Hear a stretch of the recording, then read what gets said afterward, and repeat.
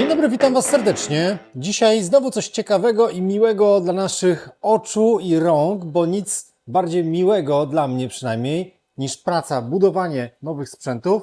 A dzisiaj przerobimy tego Ortur Laser Master 3 na dużo większe pole. Tada!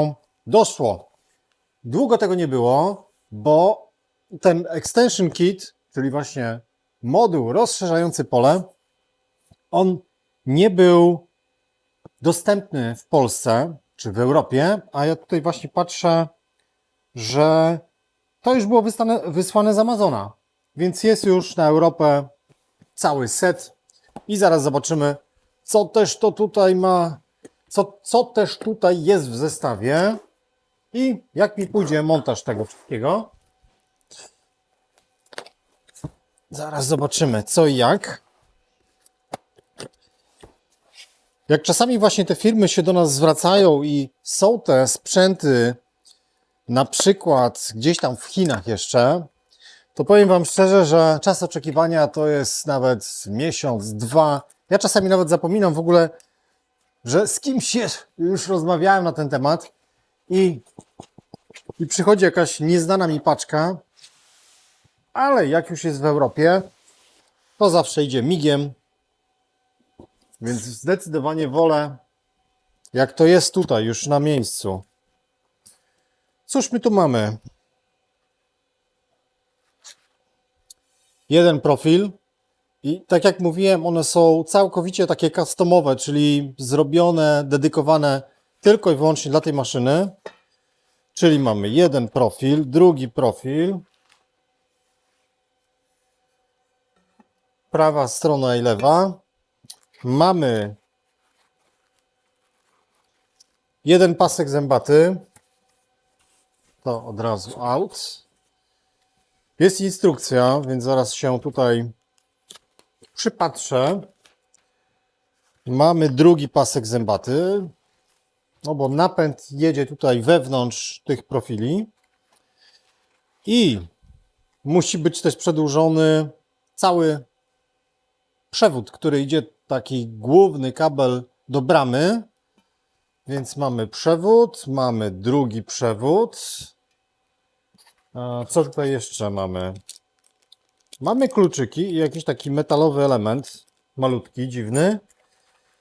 Mamy jeszcze śrubki, mamy trochę trytytek. I co? To wszystko. Dobra. Więc dla Was tradycyjnie muzyczka, a ja zabieram się, podwijam rękawy, żeby było widać, że coś robię i zabieram się w takim razie za wertowanie instrukcji. Zobaczę co i jak, a później rozbieram Ortura i buduję nową maszynę.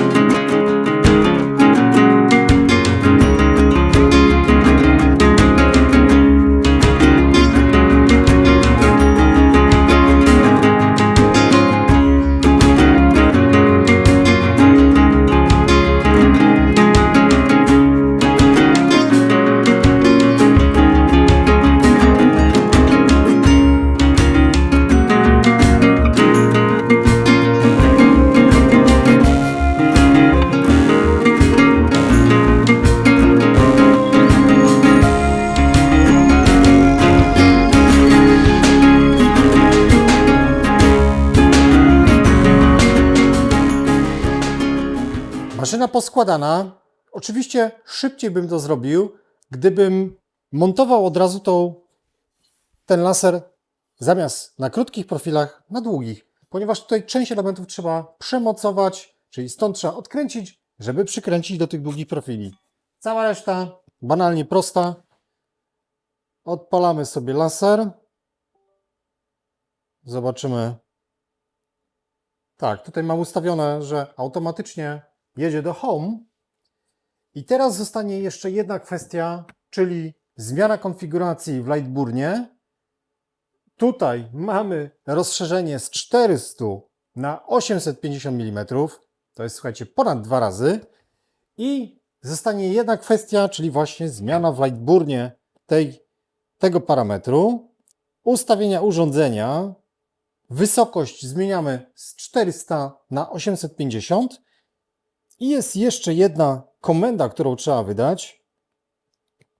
To będzie $131 równa się 850.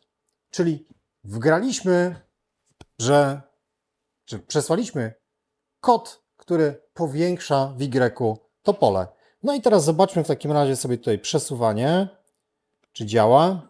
Dobra, działa. Damy sobie tutaj przesuwanie o na przykład 100 mm. No i jedziemy. Jesteśmy na 160, 260, 360, 460, 560, 660, 760. Teraz już muszę zmniejszyć to. Damy tutaj po 20. I jestem na samym końcu. Tak więc pole robocze z 400 na 400 zmienione na 400 na 850 mm. Cała reszta prosta jak zawsze.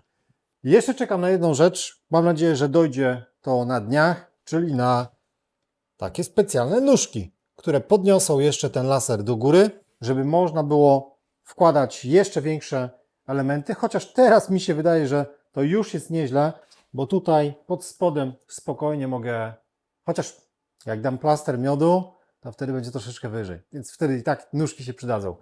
Kończymy. Link tradycyjnie w opisie i do zobaczenia w kolejnych odcinkach na Testy TV, na Dom i Drewno. Serdecznie zapraszam również na kanał Druk 3D.